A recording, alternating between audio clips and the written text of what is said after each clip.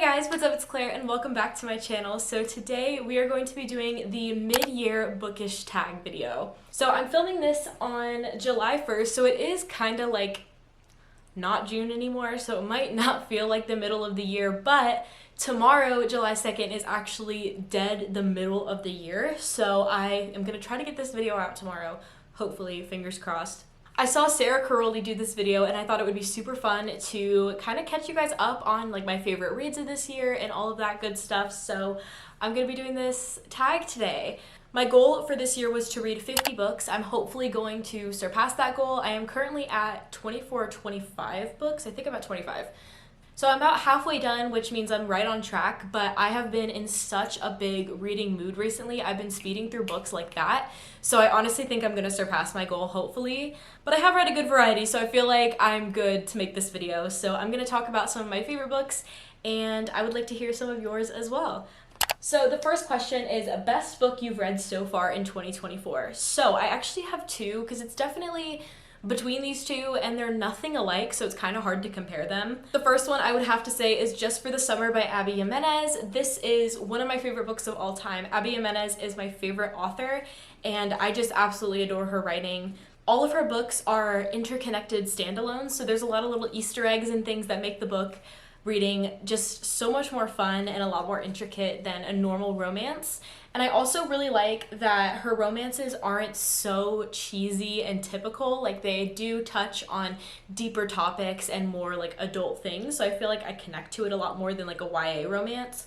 But I have this one, and then my second choice was Powerless by Lauren Roberts, and I actually just read this book like last week and I finished it in just a couple of days and I have not stopped talking about it. I literally am obsessed with this. Tomorrow, July 2nd, Reckless comes out and I am finishing the novella Powerful tonight. So I am ready to go for the new release and I am so freaking excited. I have no words. This book is amazing. If you love fantasy, if you love romantasy, I would recommend this book. I recommend it to anyone. Seriously, it is so good. But these are my two choices for top books of this year. Next question is best sequel you've read so far in 2024. So I haven't read a lot of series yet. I am going to be finishing the Throne of Glass series hopefully this year and getting into a couple of other series. But I did pick two books. One of them I'm not really sure is like a sequel. The first one I picked was A Court of Silver Flames. This is obviously the fifth book in the ACOTAR series, so I don't know if it necessarily counts as a sequel or not, but it does come out after the first one, so I picked it up because I loved this book. This is the first book that I read in 2024, and I absolutely adored it. I cannot wait to hear the next story. I just really enjoyed hearing about Nesta and getting to see her character development throughout this book. It is a really thick and intimidating book, but it is so worth it. It's so good. And then next I have Assassin's Blade, also by Sarah J. Maas, and this is technically the second book in the Throne of Glass series, so I'm saying this one, but I did read Assassin's Blade before I read Throne of Glass. That was the order that I chose to read. I loved this book. I think Assassin's Blade and Crown of Midnight have been my favorites so far. I'm currently on Queen of Shadows, and I am taking a break from the series because it honestly put me into a really big reading slump. I do want to finish the series by the end of the year, but we'll see what happens. Anyway, loved this book. Definitely a great sequel. Next is a new release you haven't read yet but want to. So I do have a couple on hand, so I'm just going to show you guys the ones that I have to physically talk about because I like holding a book while talking about it. The first one just came out a couple of days ago, and this is going to be a novel love story by Ashley Poston. I've heard mixed reviews about this one, and I'm a little bit nervous for it, but the plot sounds really interesting, and I absolutely loved The 7-Year Slip, which I also read earlier this year. So this is definitely on the top of my list, as well as The Rule Book by Sarah Adams. This is on my summer TBR. I feel like this would be a fun summer read, and I am looking forward to reading this. I've never read a Sarah Adams book, so it'll be a new author for me to explore as well. And I just picked up last night Summer Romance by Annabelle Monaghan. I heard a really great review from this from Destiny Sidwell in her recent video. I think she did a video of like finishing her TBR or something like that, and she said this was a 5-star read, and she's a tough critic, so I feel like this book's gotta be amazing if it's a 5-star. And it's also a new author. I do have Nora Goes Off Script by the same author as well on my summer TBR, so I'm hoping to get to both of these by the end of summer. What is your most anticipated release for the second half of the year? So I do have a couple of these. My number one most anticipated release is Reckless by Lauren Roberts. That comes out on the day that I'm posting this video, July 2nd, and I am going to be getting it on my Kindle. I'm actually going to Lauren Roberts' book signing in Phoenix, so I'm going to be meeting her and getting a copy of the book then. So I'm probably not gonna buy a physical copy of it until that day when I get the one I already paid for. But I'm really looking forward to that. And then I'm also looking forward to Wild Eyes by Elsie Silver. Elsie Silver is one of the new authors I discovered this year, and I absolutely love her writing. I can devour one of her books in like a day. They're so good, so easy to read, and I'm really excited for that one. Number 5 is the biggest surprise this year. When I'm thinking biggest surprise, I'm thinking of like a book that had the most shock factor to me, and that would have to be The House Across the Lake by Riley Sager. I read this for my book club, so I have some tabs in it, but it was really interesting. It had a lot of plot twists. It really went in like the complete opposite direction that I thought it was going to. I honestly don't know what I expected from this book, but what I got out of it was like crazy. Like, if you've read this book, you know, but it's really good. It's wild. I really do want to read another book by Riley Sager, so let me know what your favorite Riley Sager book is if you have read any. He just released a new book as well, but it's only on hardback, so I might get it on the Kindle because it does sound interesting. I think it's called Middle of the Night, but this book, really good. It's a thriller / like mystery, so if you like that type of thing, I recommend. Also, y'all, I am so sunburned, so please ignore that. It's really bad. Okay, next is your favorite new author. It could be a debut author or new to you. So I have 3 written down. I have Elsie Silver, which obviously I just talked about her. I love her writing. I love that it's easy to read. It's fun. It's fresh.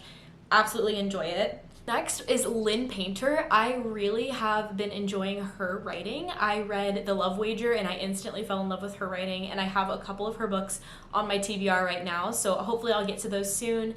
I just really like that her books are super fun to read, and they're almost like rom-coms, like you're literally watching a movie in your head, but they're also books that move so quickly you can devour them in like one sitting. And then of course I have to say Lauren Roberts. I'm obsessed. I'm obsessed, and I'm so excited for Reckless tomorrow. Next question is your newest fictional crush. So I don't really get fictional crushes. Like, I don't know. I know a lot of people do, but I don't really like attach to the male characters. I can really be like, okay, love them, love you guys, XOXO, whatever, but I don't really like obsess over, like, I don't know. I just don't. But I was able to pick 2, so I'm gonna circle back to Just for the Summer by Abby Jimenez. Justin in this book is absolutely amazing. He is golden retriever boyfriend. Like, Justin is the epitome of if he wanted to, he would, and he is perfect in so many ways, and I love him. If you read this book, if you haven't, I definitely recommend it. It's so cute and like, I don't know. I don't know. It makes me happy. And then circling back again to Powerless, I almost want to say Kai is another fictional crush. Now there is some baggage to unpack there. If you know, you know, but I still love him, and I hope that he gets some redemption. Number 8 is a book that made you cry. So I don't really have any books that made me cry except for Just for the Summer, but I've been talking about it like half of this video, so I was trying to pick something else. I didn't have anything that made me cry aside from that one, but I do have one that made me really sad and heartbroken, and I honestly was kind of sitting on the couch after reading it, kind of like, wow, what did I just read? And that was If He Had Been With Me by Laura Nolan. And the reason I read this one this year is because the sequel came out, which is If Only I Had Told Her. Basically, if you know this book, this is the alternate POV of like the main male character, so you get to finally see like what he was thinking the whole time during this book. And honestly, this is just a really sad duology. Like, it just really was heartbreaking. It is YA, so I really did find it hard to connect to the characters in the story. It starts with them in like middle school or something, maybe high school, and honestly, I was in high school like 4 years ago, and I started high school 8 years ago, so that age really, like, I don't connect to it anymore, but the book was really sad, so sad. A book that made you happy. Aside from my top 2 reads of this year, of course, 2 books that I picked that made me happy this year were Wild Love by Elsie Silver. This book was just so freaking good. Honestly, I ate it up. I read it in like a day and a half, I think. The way this is written, the way that the main characters are portrayed in this book, and the depth to them is just, honestly, it's perfect. I love this romance. I don't know what else I could say about it. And then we have Lynn Painter's The Love Wager. Like I mentioned earlier, love Lynn Painter's writing. This book is such a rom-com. It is so fun. I absolutely love how real the girl main character is in this book. I forget her name. Hallie. I forget how real Hallie was, and honestly, I just really relate to her as a character. She was so real, so fun. The relationship between the 2 characters was a lot of fun to read, and the ending was super cute. It was a little bit cheesy, but I really liked the way that everything was wrapped up in this book. Number 10 is the most beautiful book you've bought or received this year. So I don't have anything super special, but I did pick a couple of my favorite, like, aesthetically pleasing books out of my TBR cart. First up, I have the Barnes & Noble exclusive edition of The Ballad of Never After. This is just gorgeous to me. It's rose gold and purple. It's kind of hard to see on camera, but it is so pretty. I am obsessed with this cover. I pull it out every time I'm talking about a pretty book. So I have this one, and then I picked up The Inheritance Games by Jennifer Lynn Barnes, and obviously this cover is just really pretty, but I got this sprayed edges version, so it has the like green with the gold keys sprayed on the edges, and I don't know, I just really loved it and I had to pick it up. I haven't read this series yet, and it is on Kindle, but I couldn't pass up this book. And then lastly, I picked out these 2 books that my husband got me for my birthday. We did the Barnes & Noble challenge. My birthday is January 7th, so I'm still counting that as this year. It's like the beginning. But I got these 2 Crescent City books. I got House of Earth and Blood and House of Sky and Breath, and these are the Barnes & Noble exclusive cover editions. I just think the cover art on these is so beautiful, and even though these are like mass-produced books and a lot of people have them, I literally love it. I love the artwork. And I haven't. By DJ Tons and Medi. What? Okay, I don't know, my computer just went off. Anyway, haven't gotten to the Crescent City series yet, but I am really excited to at some point. These books are really intimidating though, but they're really pretty. And the last question I have is, what books do you need to read by the end of the year? So I have a lot of books that I need to read by the end of the year, and it was really difficult to just pick a couple, but I chose 3 that I know for sure I want to get to by the end of the year.